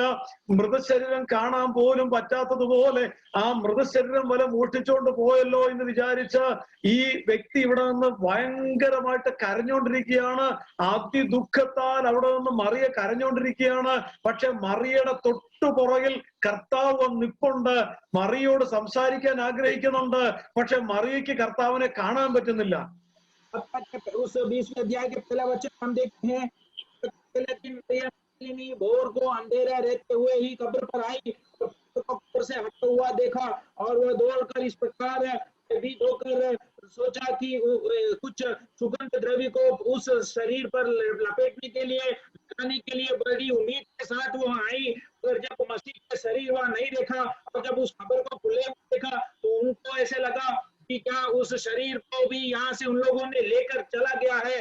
अगर जब इस प्रकार होते हुए, व्याकुल होते हुए मरियम उधर खड़ी थी तो ये नहीं जानती थी कि मसीह जी उठकर उसके पीछे खड़ा है। ഇവിടുത്തെ പ്രശ്നം എന്താന്ന് ചോദിച്ചാൽ അതിന്റെ 14-ാമത്തെ വാക്യത്തിൽ ഇത് പറഞ്ഞിട്ട് അവൾ പിന്നോക്കം നിൽക്കുന്ന യേശു ആണെന്ന് കണ്ടു. അവൾ പുറകിലേക്ക് തിരിഞ്ഞു നോക്കി യേശുവിനെ കണ്ടു. തോട്ടക്കാരനെന്ന് വിചാരിച്ചു. നീ യേശുവിന്റെ ശരീരം എടുത്തുകൊണ്ടുപോയിരിക്കുന്ന എവിടെയാണ്? എന്നോട് പറ, ഞാൻ പോയത് എടുത്തുകൊള്ളാമെന്ന് പറഞ്ഞു. ഇവിടെ ഇത്രയും നാൾ കൂടെ നടന്ന, ഇത്രയും നാൾ കർത്താവ് ഏറ്റവും അടുത്ത് ഇടപഴകിയ അതേ കർത്താവ് അവിടെ നിന്നിട്ടും ഈ വ്യക്തിക്ക് എന്തുകൊണ്ട് കർത്താവിനെ കാണാൻ കഴിഞ്ഞില്ല? ഉത്തരം, നമ്മളൊക്കെ കരയുന്നവരാ, നമ്മളും കരഞ്ഞിട്ടുള്ളവരാ. നമ്മുടെ കണ്ണു മുഴുവനും കണ്ണുനീര് കൊണ്ട് നിറഞ്ഞിരിക്കുമ്പോൾ നമ്മുടെ മുൻപിൽ ഒരാൾ വന്ന് നിപ്പുണ്ടെങ്കിൽ നമുക്ക് കാണാം, പക്ഷെ ഇന്നയാളാണെന്ന് അറിയില്ല. കണ്ണുനീര് തുടച്ചാലേ വ്യക്തമായി കാണാൻ പറ്റൂ. ഇവിടെ മറിയുടെ കാഴ്ച മറച്ചത് അവളുടെ കണ്ണുനീരായിരുന്നു. और इस 20वें अध्याय के 14वें वचन में हम समझ सकते हैं कि इस वचन का, इस इतिहास का समस्या क्या थी कि वहां इस प्रकार लिखा है कि वो पीछे फिरी और यीशु को खड़े देखा, फिर भी उसे पहचान नहीं पाया कि वो यीशु है। उसे बाद में समझकर उससे कहता है कि महाराज, यदि तूने उसे उठा लिया है तो मुझे उसे कहाँ रखा है और मैं उसे ले जाऊंगी। मसीह यीशु को देखने के बावजूद, कितने साल उसके साथ चला हुआ उस यीशु को, उससे बात किया हुआ उस यीशु को, वो अपने उस अवस्था में वो पहचान नहीं पा रही है। और पहचान नहीं पा रही है, उसका कारण क्या है? वो इस प्रकार रो रही है, उसकी आंखों में से आंसू बह रहा है। उस आंसू बहने के कारण वो सामने जो खड़े हुए व्यक्ति को साफ रीति से देख नहीं पा रही है। और इस प्रकार हमारे अवस्था में भी जब आंखों में से आंसू आ जाता है, हम उस आंसू को पहुंचेंगे नहीं, हम बातों को, व्यक्तियों को साफ रीति से देख नहीं पाते हैं। ഉയർത്തപ്പെട്ട ഉയർത്തെഴുന്നേറ്റ കർത്താവ് അടുക്കൽ വന്ന് നിൽക്കുമ്പോൾ പോലും, ഉയർത്തെഴുന്നേറ്റ കർത്താവ് അടുക്കൽ നിന്ന് സംസാരിക്കുമ്പോൾ പോലും ആ കർത്താവിനെ കാണാൻ കഴിയാത്ത അന്ധതയുണ്ടായതിന്റെ ഏറ്റവും പ്രധാനപ്പെട്ട കാരണം ആ കണ്ണുനീര്. കർത്താവിനും മറിയയ്ക്കും ഇടയ്ക്ക് കണ്ണിനെ മറയ്ക്കുന്ന ഒരു കണ്ണുനീര്. ജീവിതത്തിനകത്ത് കണ്ണുനീരിന്റെ അനുഭവങ്ങൾ നമുക്ക് വരാം. ജീവിതത്തിനകത്ത് ദുഃഖത്തിലും കരയുന്ന അതുപോലത്തെ വേദനപ്പെടുന്ന സാഹചര്യങ്ങൾ വരാം. പക്ഷെ ഇന്ന് രാത്രി ഞാൻ പറയട്ടെ, നിന്റെ അടുക്കൽ ഇറങ്ങി വന്ന് നിൽക്കുന്ന ഉയർത്തെഴുന്നേറ്റ കർത്താവ്, ആ കർത്താവിനെ കാണുന്നതിൽ നിന്ന് നമ്മുടെ ഒരു കണ്ണുനീരും നമ്മളെ തടയാൻ നമ്മൾ അനുവദിച്ചുകൂടാ. ये उठा हुआ मसीह जब मरियम के पीछे खड़ा रहकर भी उससे बात कर रहा है, फिर भी उस बात को, उस यीशु को वो पहचान नहीं पाया है, क्योंकि उसका कारण एक ही है, उसका आंसू बह रहा था। उसके आंखों में से बहने वाला उस आंसू उसके और यीशु के बीच में, यीशु को पहचानने के से उसे रुकावट के रूप में उसके बीच में खड़ा है। आज रात को अपने अजीजों में आपको याद दिलाता हूँ, हमारे जिंदगी में भी इस प्रकार की समस्याएं और अवस्थाओं के बीच में हमारे आंखों से आंसू आने के कारण हम बातों को साफ रीति से नहीं देख सकते हैं। मगर आज रात को मैं याद दिलाता हूँ कि हमें उस आंसू को पोंछने की जरूरत है। ജീവിതത്തിനകത്ത് പ്രതികൂലങ്ങളും കണ്ണുനീരിന്റെ അനുഭവങ്ങളും വരുന്നത് നമ്മെ തകർത്ത് കളയുവാനല്ല. ആ കർത്താവിനെ കാണുന്നതിനൊന്നും തടസ്സം പിടിക്കാൻ നമ്മൾ അനുവദിക്കരുത്. ഈ കണ്ണുനീരിന്റെ അപ്പുറത്ത് ഉയർത്തെഴുന്നേറ്റ കർത്താവ്, അത്ഭുതവാനായ കർത്താവ്, പ്രാർത്ഥന കേൾക്കുന്ന കർത്താവ്, അവൻ നമ്മുടെ അരികിൽ വന്ന് നിൽപ്പുണ്ടെന്ന ബോധ്യം, ആ ബോധ്യം നമുക്ക് കിട്ടണമെങ്കിൽ നമ്മുടെ കണ്ണ് തുടയ്ക്കണം, നമ്മുടെ കാഴ്ചപ്പാട് നമുക്ക് തിരികെ പ്രാപിക്കണം. ആ കർത്താവ് ലോക അവസാനത്തോളം ഒരു നാളും നമ്മെ വിട്ടുപിരിയാത്ത ദൈവമാണ്. കണ്ണുനീരിന്റെ നടുവിലും അവൻ നമ്മെ വിട്ടുപിരിയുന്ന ദൈവമല്ല. हमारे जिंदगी में आंसुओं के समान समस्या आने पर भी हमें गिरना नहीं चाहिए, हमें निराश नहीं होना चाहिए।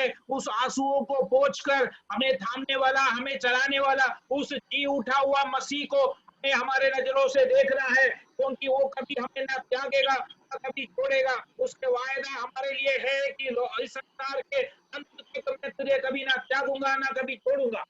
ഈ ജീവിതത്തിനകത്ത് കണ്ണുനീരിന്റെ അനുഭവം വന്നപ്പോൾ ഇയ്യോബിന്റെ ഭാര്യയ്ക്ക് ദൈവത്തെ കാണാൻ കഴിയുന്നതിന് തടസ്സമായി പോയി. അവള് പറഞ്ഞു, ഇനിയും എന്തിനാണ് നിന്റെ ഭക്തി മുറുകെ പിടിച്ചുകൊണ്ടിരിക്കുന്നത്? നിന്റെ തലമുറ പോയി, നിന്റെ സമ്പത്ത് പോയി, നിന്റെ ആരോഗ്യം പോയി. ഇതിനല്ലയോ നിന്റെ ഭക്തി? നിന്റെ ഭക്തി സമ്പത്തുണ്ടാക്കാനും നിന്റെ ഭക്തി തലമുറയുടെ നന്മയ്ക്കും നിന്റെ ഭക്തി നിന്റെ ആരോഗ്യത്തിനും വേണ്ടിയാണ്. ഇത് മൂന്നും ഇല്ലെങ്കിൽ പിന്നെ ഭക്തി കൊണ്ട് പ്രയോജനമില്ല. അതുകൊണ്ട് നീ ദൈവത്തെ ത്യജിച്ചു പറഞ്ഞ് മരിച്ചു കളയുക. ഇതാണ് കാഴ്ചപ്പാട് നഷ്ടപ്പെടാൻ പ്രതിസന്ധി അനുവദിക്കുക വഴി. കാഴ്ചപ്പാട് നഷ്ടപ്പെടുന്നത് പോലെ കണ്ണുനീര് കർത്താവിനെ കാണുന്നതിന് തടസ്സം നിൽക്കുമ്പോൾ സംഭവിക്കുന്നത് ഈ പ്രശ്നമാണ്. പക്ഷെ ഇയ്യോബ് അങ്ങനെയല്ല പറയുന്നത്, അവൻ എന്നെ കൊന്നാലും ഞാൻ അവന് വേണ്ടി കാത്തിരിക്കുമെന്നാണ്. और जब इस प्रकार की अंधेपन की अवस्था आने के समय अय्यूब के जिंदगी में हम उसके पत्नी को देखते हैं कि उस अय्यूब के उस जिंदगी में आया हुआ गिरा उस तकलीफ और मुसीबत के बीच में अय्यूब का पत्नी उससे कहता है कि तू इस परमेश्वर को भूल जा, उसे तू इनकार कर दे। मगर और तेरे इस भक्ति के वजह से तूने क्या पाया है? तेरे इस भक्ति के वजह से इन बातों को तूने खोया है, सारे बातों को तूने नष्ट कर दिया है। पर उस जिंदगी के बातों को देख नहीं पाया, उस अंधेपन की अवस्था के वजह से परमेश्वर के उस छुटकारा को, उस हाथों को देखा नहीं। और इसके वजह से हमारे जिंदगी में भी जब प्रतिकूल की अवस्थाएं आती है, हमारे नजर साफ नहीं होने के कारण, हमारे आत्मिक नजर अंधे होने के कारण हम बातों को साफ रीति से परमेश्वर के उस छुटकारा को देख नहीं पाते हैं। अगर हम अय्यूब को देखते हैं कि उसने उत्तर के रूप में उस अपने पत्नी से कहता है कि परमेश्वर, भले मैं सब कुछ नष्ट हो जाऊं, फिर भी मैं परमेश्वर को इनकार नहीं करूंगा, उसे कभी नहीं भूलूंगा। ഈ ഒരു കോവിഡിന്റെ സാഹചര്യവും ഈ ഒരു സാമ്പത്തിക പ്രതിസന്ധിയും ജോലി നഷ്ടപ്പെടലും ഒറ്റപ്പെടലും എല്ലാം കൂടി ഞാനൊരു കൗൺസിലിംഗ് മേഖലയിൽ വർക്ക് ചെയ്യുന്ന ആളായതുകൊണ്ട് ഒത്തിരി പേര് ഫോണിൽ സംസാരിക്കാറുണ്ട്. ഈ കുറച്ച് ആഴ്ചകളുടെ ഗ്യാപ്പിനകത്ത് ഒരു 3 പേരെങ്കിലും എന്നോട് പറഞ്ഞു, ചെറുപ്പക്കാരാണ്, ജോലി നഷ്ടപ്പെട്ടവരാണ്, എനിക്ക് ജീവിതത്തോട് തന്നെ വെറുപ്പാണ്, പുറത്തിറങ്ങാൻ തോന്നുന്നില്ല, ആളുകളോട് മിണ്ടാൻ തോന്നുന്നില്ല, ഫോൺ ഓഫ് ചെയ്ത് വെക്കുകയാണ്, കാണുന്നവർ പരിഹസിക്കുന്നു, ഇനിയും എനിക്കൊരു ജോലി സാധ്യതയോ ഒരു നല്ല ഭാവിയോ പോലും ഉണ്ടാകില്ലെന്ന് വിചാരിച്ച് നിരാശയിലേക്ക് വീണുപോകിയ. കാരണം ഈ കണ്ണുനീരിനെ ഉയർത്തെഴുന്നേറ്റ കർത്താവിനെ കാണുന്നതിന് തടസ്സം പിടിക്കാൻ അനുവദിക്കുകയാണ്. और मैं एक काउंसलर होने के कारण मुझे इस प्रकार निराश और इस प्रकार विचार, इस प्रकार अन्य परिस्थितियों में रहने वाले लोग इस प्रकार फोन करते रहते हैं। पिछले एक हफ्ते में करीबन 3 लोगों ने मुझे फोन किया कि इस कोविड-19 के परिस्थितियों के बीच में हमारे नौकरी चला गया है, हम इस प्रकार क्या कर सकते हैं करके, हम क्या करना चाहिए करके हम नहीं जानते हैं, हम किस प्रकार औरों को हमारा चेहरा दिखाएंगे, हम किस प्रकार अन्य लोगों से बात करेंगे, इस प्रकार निराश होकर हम रहते हैं। आज रात को मैं आपसे कहता हूं कि हमारे आंखों के द्वारा देने वाले आंसू जो है परमेश्वर के छुटकारों को देखने के बीच में एक रुकावट के कारण रहती है। ഈ സാഹചര്യം സകലത്തിന്റെയും അവസാനമല്ലെന്നും ഇതിന്റെ അപ്പുറത്ത് ഇറങ്ങി വന്ന് പ്രവർത്തിക്കുന്ന ഒരു ദൈവമുണ്ടെന്നും തിരിച്ചറിയത്തക്കവണ്ണം കണ്ണുകളെ തുറന്നു കിട്ടുക എന്നുള്ളത് ജീവിതത്തിന്റെ പ്രതിസന്ധിയിലൂടെ പോകുന്ന ഓരോ വ്യക്തികൾക്കും ദൈവം തമ്പുരാൻ ഇറങ്ങി വന്ന് ചെയ്യേണ്ട ഒരു പ്രവൃത്തിയാണ്. ആത്മീക കണ്ണുകൾ അന്ധമായി പോകുന്നിടത്താണ് നമുക്ക് വേണ്ടി ഇറങ്ങി വന്ന് പ്രവർത്തിക്കുന്ന കർത്താവിന്റെ അത്ഭുതത്തെ നമുക്ക് കാണാൻ കഴിയാതെ പോകുന്നത്. ഒരു നാളും കൈവിടുകയില്ല എന്ന് പറഞ്ഞ കർത്താവ്, ഒരു നാൾ ഉപേക്ഷിക്കുകയില്ല എന്ന് പറഞ്ഞ കർത്താവ് ഇന്ന് രാത്രി നമ്മുടെ സാഹചര്യത്തിന് നടുവിൽ നമുക്ക് വേണ്ടി ഇറങ്ങി വന്നിട്ടുണ്ടെന്ന് നമുക്ക് വിശ്വസിക്കാൻ സാധിക്കട്ടെ ദൈവമക്കളെ. परिस्थितियों के बीच में हम इस प्रकार कभी निराश नहीं होना चाहिए, कभी इस प्रकार हमारे परमेश्वर के उस छुटकाराओं को, उसके उस वायदाओं को इस परिस्थिति के उस पार है, उस बातों को देखने से कोई भी बात हमारे नजरों को नहीं करना चाहिए। इन परिस्थितियों के बीच में परमेश्वर खुद उतर कर हमारे उस आत्मिक नजरों को खोल दे, ताकि हमारे लिए छुटकारा के रूप में उसके हाथों को, लिखे हुए उस प्रबंध की बातों को हम देख सके, और इस परिस्थिति से भी उस पार परमेश्वर के लिए, परमेश्वर को हमारे लिए उसकी योजनाएं हैं, उस बातों को हम यकीन कर सके और भरोसा कर सके और आगे बढ़े। ജീവിതത്തിൽ സകലവും നഷ്ടപ്പെട്ടപ്പോൾ യോബിന്റെ സ്നേഹിതർ പറഞ്ഞു, നിന്റെ പ്രശ്നം കാരണം ഏതോ പാപത്തിന്റെ പ്രശ്നമാണ്. വേറെ ചിലർ പറഞ്ഞു, നിന്റെ ഭക്തി നിന്റെ ആശ്രയമല്ലേ. ഇതെല്ലാം പല വ്യാഖ്യാനങ്ങൾ കൊടുത്തു എന്ന് വന്നേക്കാം. എന്നാൽ തന്റെ ശരീരം തിന്ന് തിന്ന് തൃപ്തിയായിട്ട് ഇറങ്ങിപ്പോകുന്ന പുഴുവിനെ എടുത്തു വീണ്ടും ശരീരത്തിലോട്ട് വെച്ചോട്ട് യോബിന് പറയാനുണ്ട്, നീ ഇത് തിന്നോ, നീ ഇത് തിന്ന് തിന്ന് തിന്ന് തീർന്നു കഴിയുമ്പോൾ എനിക്ക് എന്റെ വീണ്ടെടുപ്പുകാരൻ പൊടിമേ നിൽക്കുമെന്ന് ഞാൻ വിശ്വസിക്കുന്നു. അന്ന് ദേഹസഹിതനായ എന്റെ ദൈവത്തെ ഞാൻ സ്വന്തം കണ്ണുകൊണ്ട് കാണും. ഇതാണ് തുറന്നതിന്റെ വിശ്വാസം. जिंदगी में कुछ मित्रों ने उसके पास आया और उससे कहा कि तूने कुछ गलत बात किया होगा, जिसके परिणाम तू इन बातों को सहन कर रहा है। और उसके बाद उससे कहा, बार बार अपने धर्मी बातों पर, धर्म पर ज्यादा भरोसा रखता था, उस वजह से तू इन बातों को सहन कर रहा होगा। और उस अपने उस दशा की, उस अवस्था में रहने वाले उस आयु अपने शरीरों में से जब कीड़ा उस शरीर को धीरे धीरे खा रहा था, तब उन कीड़े को उठाकर इस प्रकार कहता है कि तू इन शरीर को आज खा ले, पर एक दिन इस धूल पर मैं खड़ा रहूंगा और मुझे उद्धार किया हुआ मेरे उद्धारकर्ता को मेरे खुद की नजरों से एक दिन मैं उसे देखूंगा। മൂന്നാമത്തെ വേദഭാഗത്തിലേക്ക് നമുക്ക് കടന്നു വരാം. കർത്താവ് കണ്ണു തുറന്ന മൂന്നാമത്തെ ഭാഗം അത് ഉൽപ്പത്തി പുസ്തകം 21 അധ്യായത്തിന്റെ 19, 20, 21 വാക്യങ്ങളാണ്. ഉൽപ്പത്തി പുസ്തകം 21 അധ്യായം 19, 20 വാക്യങ്ങൾ. और तीसरे जो पहलू है हम इस विषय के संबंध में देखेंगे, उत्पत्ति का किताब, उत्पत्ति का पुस्तक 21वीं अध्याय, उसकी 19, 20 और 21 वचन हम पढ़ेंगे। परमेश्वर ने उसकी आंखें खोल दी और उसको एक कुआं दिखाई पड़ा, सो उसने जाकर थैली को जल से भरकर लड़के को पिलाया। और परमेश्वर उस लड़के के साथ रहा, और जब वह बड़ा हुआ तब जंगल में रहते रहते धनुधारी बन गया। നാം ഇവിടെ കാണുന്ന വേദഭാഗം ഹാഗാറിന്റെ ഒരു അനുഭവമാണ്. ഹാഗാർ തന്റെ പൈതലുമായിട്ട് അബ്രഹാമിന്റെ വീട്ടിൽ നിന്ന് ഇറങ്ങി പോകേണ്ടി വന്നൊരു സാഹചര്യമാണ്. അവിടെ ചെന്ന് പൈതൽ ഈ മരുഭൂമിയിൽ വെള്ളം കിട്ടാതെ മരിക്കാൻ പോകുന്നു എന്ന് പറഞ്ഞുകൊണ്ട് ഹാഗാർ നിലവിളിക്കുന്ന ഒരു നിലവിളിയാണ്. കുഞ്ഞിന്റെ മരണം എനിക്ക് കാണണ്ട എന്ന് പറഞ്ഞ് കരയുമ്പോൾ നമ്മൾ വായിച്ച വേദഭാഗം അവിടെ നീരവ് തുറന്നു എന്നല്ല എഴുതിയിരിക്കുന്നത്, അവിടെ ദൈവം വന്ന് അവളുടെ കണ്ണു തുറന്നു എന്നാണ് എഴുതിയിരിക്കുന്നത്. और हम इस जो पढ़े वचन है उसके इतिहास हम जानते हैं कि हाजिरा और इस्माइल को अब्राहम ने अपने घर से निकाल दिया है और वो इस प्रकार इस अरण्य उस जंगल के मरुस्थल में इस प्रकार घूम रही है और लड़के को इस प्रकार प्यास लगा और उसे पानी नहीं मिला और इस प्रकार वो रोकर उधर इधर बच्चे के उस रोने की आवाज को सुन नहीं सकती थी, इसलिए उसने बच्चे को एक जगह लड़के को बिठा दिया, सुला दिया और इस प्रकार हम देखते हैं कि परमेश्वर ने उस लड़के के आवाज को सुनकर उसके लिए एक जल का स्रोत नहीं खोला, मगर परमेश्वर ने उसकी आंखें खोल दी करके वहां लिखी है।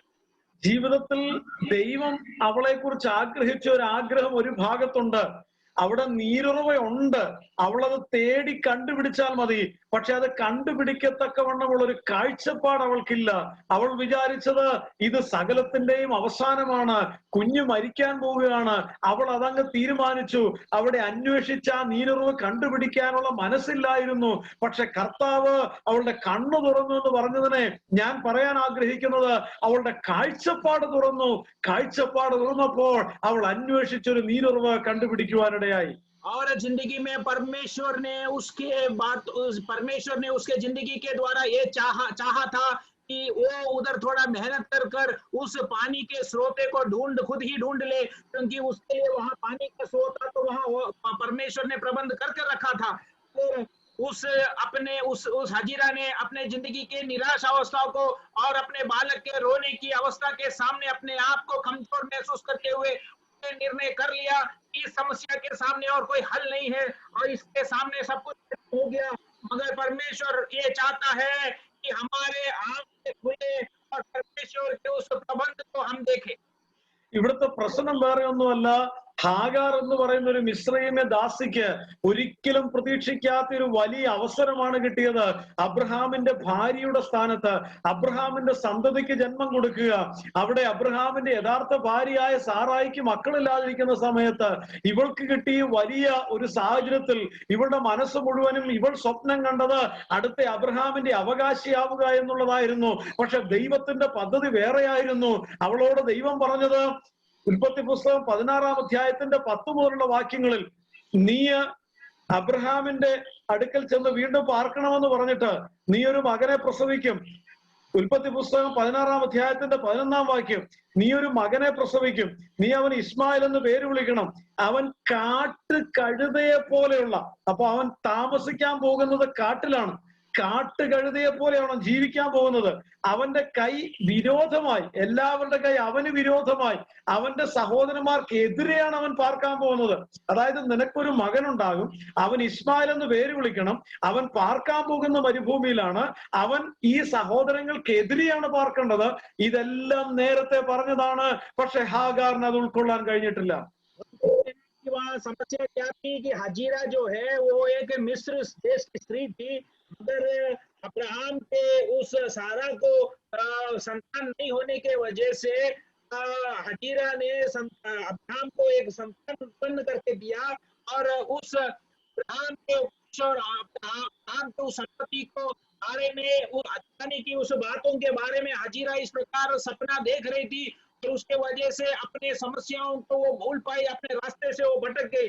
और हम देखते हैं कि उत्पत्ति की किताब 16वीं अध्याय उसकी 12वीं वचन में परमेश्वर उसे कहता है कि यहोवा के दूत ने उसे कहा, अपनी स्वामिनी के पास लौट जा और उसके वश में रहे।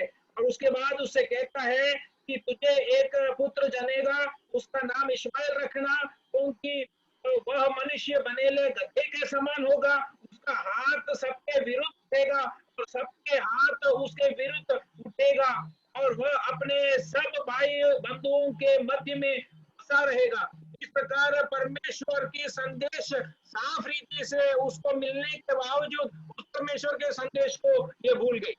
ഇതേ കാര്യം തന്നെ ഉൽപ്പത്തി പുസ്തകം 17-ാം അധ്യായത്തിലുമുണ്ട്.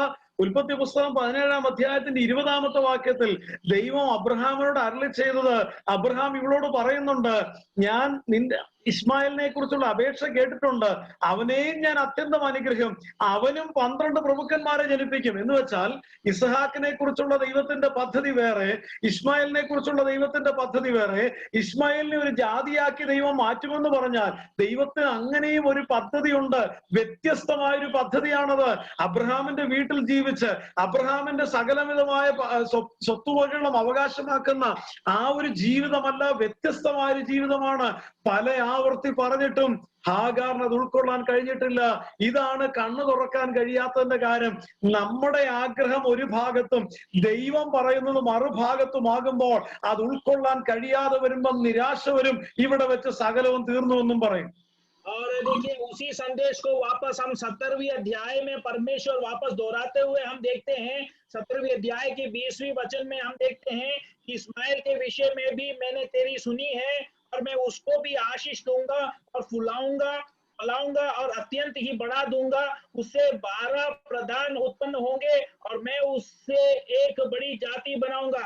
जिस प्रकार परमेश्वर ने इस अब्राहम का संतान इसहाक को आशीष करेगा कहा था, उसी प्रकार परमेश्वर ने कहा कि मैं तेरे संतान इस्माइल को भी आशीष दूंगा और 12 प्रधान उससे भी उत्पन्न होगा।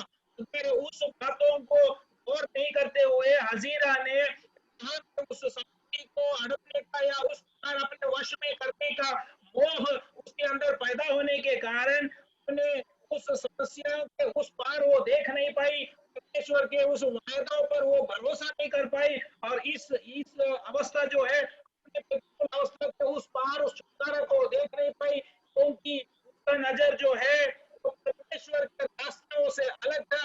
अक्सर हमारे जिंदगी में भी इसी प्रकार होता है कि हमारे इच्छाओं के विरुद्ध जब परमेश्वर का रास्ता खुलता है तब हमें उन बातों से पसंद नहीं होता है, क्योंकि हमारा आत्मिक नजर बंद है। ഞാൻ ഇങ്ങനെ ഒരു കഥ കേട്ടിട്ടുണ്ട്. ഒരിക്കൽ പിശാച് തന്റെ ആയുധങ്ങളെല്ലാം വിൽക്കാൻ തീരുമാനിച്ചു എന്നും. കഥ പറയുന്നത് പിശാചിന് സാമ്പത്തിക പ്രതിസന്ധി ഉണ്ടായി, ആയുധങ്ങളെല്ലാം വിൽക്കാൻ തീരുമാനിച്ചു. ലേലം വിളിക്കാൻ ഒത്തിരി പേര് വന്നിട്ടുണ്ട്.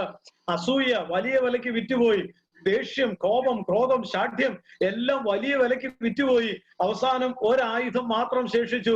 പിശാച് അത് വിൽക്കാൻ തയ്യാറല്ല. ആൾക്കാർ പറഞ്ഞു, ആദ്യം $1 മില്യൺ ലേലം തുടങ്ങാം.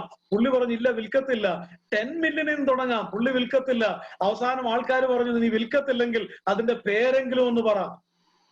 इस प्रकार मैंने एक कहानी सुना है कि शैतान ने एक बार इस प्रकार कुछ हथियारों को बेचने के लिए आया और वहां नीलामी शुरू कर दिया और इस प्रकार लोगों ने नीलामी शुरू कर दिया तो उसका एक एक बोली डाला गया और जब एकदम ज्यादा 10 लाख मिलियन डॉलर का भी बोली लगाया गया तब भी शैतान ने बोला कि नहीं, मैं इस हथियार को नहीं बेचूंगा।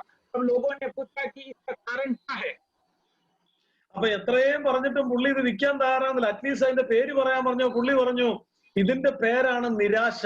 എന്റെ സകല ആയുധങ്ങളും പരാജയപ്പെട്ടാലും ഈ നിരാശ എന്ന ഒറ്റ ആയുധം മതി എനിക്കൊരു വ്യക്തിയെ വീഴ്ത്തിക്കളയാൻ. വാസ്തവത്തിൽ ദൈവമക്കളെ, ഇതല്ലേ നമ്മുടെ ജീവിതത്തിൽ നമ്മുടെ കണ്ണുകളെ പലപ്പോഴും അന്ധമാക്കി കളയുന്നത്? ഹാഗാറിന് പറ്റിയതും ഇതാണ്. ഹാഗാറിന്റെ സ്വപ്നം മുഴുവൻ അബ്രഹാമിന്റെ അവകാശം തന്റെ മകന് കിട്ടണമെന്നുള്ളതായിരുന്നു. അത് ദൈവം നോ പറഞ്ഞപ്പോൾ, അവൻ കാട്ടുകഴുതിയെ പോലെ പാർക്കണമെന്നും മരുഭൂമിയിലാകണമെന്നും ഒക്കെ പറഞ്ഞപ്പോൾ അത് ഉൾക്കൊള്ളാൻ കഴിയാതെ പോയത്. ദൈവത്തിന്റെ ഹിതം ഒരു ഭാഗത്തും നമ്മുടെ ഇഷ്ടം ഒരു ഭാഗത്തും വരുമ്പോ നമ്മുടെ കണ്ണുകൾ അത് മുഖാന്തരം നിരാശ ബാധിച്ച് അന്ധമാകാൻ ഇട വരുത്തരുത്. ദൈവത്തിന്റെ ഹിതത്തിനായി സമർപ്പിക്കുന്നിടത്താണ് കാഴ്ചപ്പാട് തുറക്കുന്നത്.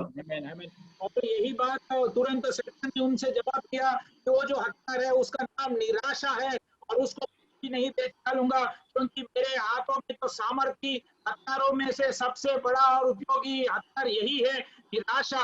अजीजों, इसी बात से शैतान आज भी हमें दबाता है, इसी बात से हमें इस प्रकार तकलीफ पहुंचाता है। हमारे जिंदगी में हम अनेक बातों के लिए निराश होकर रहते हैं, जैसे हमारे आंखों के उस आत्मिक रहता है।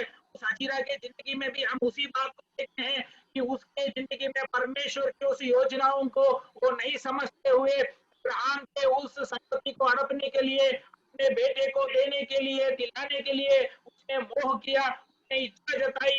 फिर हमारे जिंदगी में भी उसी प्रकार जब परमेश्वर की इच्छा हमारी इच्छा के विरुद्ध होती है तब हमें उस बात को से पसंद नहीं आता है। अगर हमारे जिंदगी में अगर विजेता हासिल करना है तो हमें परमेश्वर की इच्छाओं के अधीन समर्पण करना जरूरी है। നമ്മളൊരു ഓപ്പറേഷൻ തിയേറ്ററിൽ കിടക്കുമ്പോൾ നമ്മുടെ പച്ച മാംസം ഒരു കരുണയുമില്ലാതെ കീറി മുറിക്കാൻ വേണ്ടി ബ്ലേഡുമായിട്ട് വരുന്ന ഡോക്ടറോട് നമ്മൾ ഒരിക്കലും ദേഷ്യപ്പെടാറില്ല, ചോദ്യം ചോദിക്കാറില്ല. ഞാൻ എന്ത് തെറ്റ് ചെയ്തിട്ടാണ്, നിങ്ങളോട് എന്ത് ഉപദ്രവം ചെയ്തിട്ടാണ് എന്റെ പച്ച മാംസം നിങ്ങൾ കീറി മുറിക്കുന്നതെന്ന് ചോദിക്കാറില്ല. കാരണം നമുക്കറിയാം ഈ കീറുന്നത് നല്ലതിനാ, എനിക്ക് സൗഖ്യമുണ്ടാകാനാ.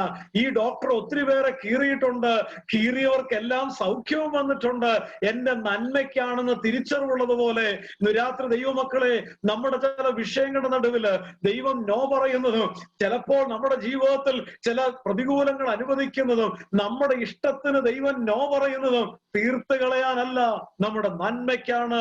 ആത്മീയ അന്ധത ബാധിക്കാൻ സമ്മതിക്കരുത്.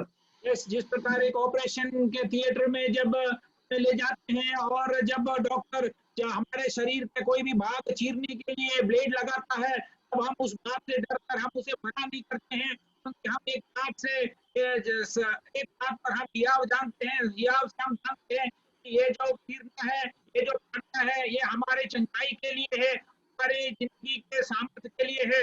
तो उसी प्रकार जब हमारी निराश अवस्थाओं में परमेश्वर हमारे बातों के विरुद्ध जब उसकी इच्छा के अनुसार हमें आगे ले चलता है तब हमें उस बातों पर निराश होने की जरूरत नहीं है, क्योंकि उस अवस्थाओं के बीच में परमेश्वर अपने योजनाओं को हमारे जिंदगी के द्वारा पूरा करना चाहता है।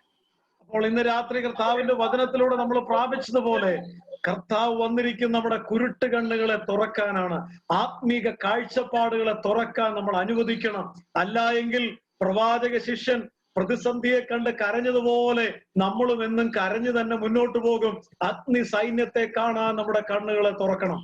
और जिस प्रकार हम आज रात को सुने हैं, हमारे आत्मिक नजरों को खोलने के लिए हम परमेश्वर को उस अनुमति को दे दे, हम अपने आप को सौंप दे, क्योंकि हम जिस प्रकार उस भविष्यद्वक्ता के उस चेले ने जब अपने नजरों से देखा कि समस्या को आते हुए, उस शत्रु के उस सेना को आते हुए देखा और उसके उस बातों को देखा नहीं, जैसे उसके आत्मिक नजरों को खुल गया, तब उस परमेश्वर के प्रबंध को जिस प्रकार उसने देखा उसी प्रकार हम भी हमारे आत्मिक नजरों को खुलने के लिए हम परमेश्वर को अनुमति दे दे। രണ്ടാമത് നമ്മൾ കണ്ടു, ഉയർത്തെഴുന്നേറ്റ കർത്താവ് അടുക്കെ വന്ന് നിപ്പുണ്ടെങ്കിൽ പോലും ആ കർത്താവിനെ തിരിച്ചറിയാൻ കഴിയാതെ പോയത് കണ്ണുനീരാണ്. ആ കണ്ണുനീര് തുടച്ചു കഴിയുമ്പോഴേ കർത്താവിനെ കാണാൻ പറ്റൂ. നമ്മൾ പ്രതിസന്ധിയിൽ അകപ്പെടുന്നതിനും വളരെ മുമ്പ് തന്നെ ദൈവം നമുക്ക് വേണ്ടി പ്രവർത്തിക്കുന്ന ദൈവമാ.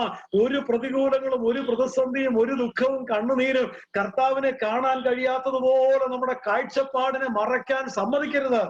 और दूसरी बात हमने देखा कि मरियम की जिंदगी में उसके पीछे यीशु खड़ा होने के बावजूद जी उठा। यीशु जब उसके पीछे खड़ा होने के बावजूद उसकी आवाज को वो पहचान नहीं पाई, उसको देख नहीं पाई। उसके आंसू में से बहने वाले उस आंसू, उस आंखों से बहने वाले उस आंसू उसके नजरों को बंद कर दिया। उसी प्रकार हमारे आंखों में से बहने वाले आंसू कभी भी उस परमेश्वर के प्रबंध को देखने से हमारे के बीच में रुकावट के रूप में काम नहीं करना चाहिए। മൂന്നാമത് നമ്മൾ കണ്ടു, ഹഗാറിന്റെ ഇഷ്ടം ഒരു ഭാഗത്ത്, ദൈവത്തിന്റെ ഇഷ്ടം മറുഭാഗത്ത്. എന്നാൽ ദൈവത്തിന്റെ ഇഷ്ടം ഉൾക്കൊള്ളാൻ കഴിയാത്തത് കൊണ്ട് നിരാശ ബാധിച്ച് ഇവിടെ വെച്ച് സകലവും അവസാനിച്ചു എന്ന് കരയുമ്പോൾ ദൈവം ഇറങ്ങി വന്ന് അവളുടെ കണ്ണ് തുറന്നു കൊടുത്തതുപോലെ ദൈവത്തിന്റെ ഹിതം ഏറ്റവും നന്മയ്ക്കാണെന്നും ദൈവം പറയുന്നത് ഏതും നമ്മുടെ ജീവിതത്തിൽ നന്മയ്ക്കാണെന്നും തിരിച്ചറിവുണ്ടാകുന്നിടത്താണ് നമ്മുടെ ആത്മീയ കണ്ണുകളും ആത്മീയ കാഴ്ചപ്പാടുകളും തുറക്കപ്പെടുന്നത്. ये बात हमने हाजिरा की जिंदगी में देखा कि वो परमेश्वर के सामने अपने परमेश्वर के उस प्रबंध को देख नहीं पाती है, वो अपने हिसाब से और परमेश्वर की इच्छाओं को वो देख नहीं पा रही है, क्योंकि वो अपने हिसाब से अपनी इच्छा के अनुसार आगे बढ़ रही है। मगर जिस जगह पर हम परमेश्वर हमारे जरूरतों से बढ़कर, हमारे इच्छाओं से बढ़कर परमेश्वर के उस प्रबंध को, परमेश्वर के योजनाओं को समझकर आपको नम्र कर हमारे आत्मिक आंखों से हम देख पाएंगे, तो हम विजय को हासिल कर आगे की ओर बढ़ पाएंगे। അതുകൊണ്ട് ഇന്ന് രാത്രി കർത്താവ് പറഞ്ഞ വചനം ഒരിക്കൽ കൂടെ നമ്മുടെ ഹൃദയത്തിൽ നമുക്ക് സംഗ്രഹിക്കാം. കുരുട്ട് കണ്ണുകളെ തുറക്കാനാണ് ഞാൻ വന്നത്. ഇന്ന് രാത്രി നമ്മുടെ ഹൃദയ ദൃഷ്ടിയെ ഒന്ന് തുറന്നു തരാൻ, നമ്മുടെ കാഴ്ചപ്പാടുകളെ ഒന്ന് തുറന്നു തരാൻ ഈ വചനത്തിന് മുമ്പാകെ നമ്മെ തന്നെ സമർപ്പിക്കാം. ഈ വചനങ്ങളാൽ ദൈവം നമ്മെ അനുഗ്രഹിക്കുമാറാകട്ടെ. Thank you very much. God bless you. रात को फिर एक बार उस सुने हुए वचन को हम वापस हमारे मनों में दोहराएंगे कि मैंने उस अंधेपन की अवस्था को हटाने के लिए, अंधों को नजर देने के लिए मैं आया हूँ। इस वचन के सामने हमारे आत्मिक नजरों को परमेश्वर खोलने दे, हमारे नजर जो बंद अवस्था में है उसे परमेश्वर खोल दे। और उस विनती के साथ, उस प्रार्थना के साथ मेरी बातों को मैं बंद करना चाहता हूँ। सबको फिर एक बार धन्यवाद करता हूँ। प्रभु इन वचनों के द्वारा आपको आशीष दे। आमीन।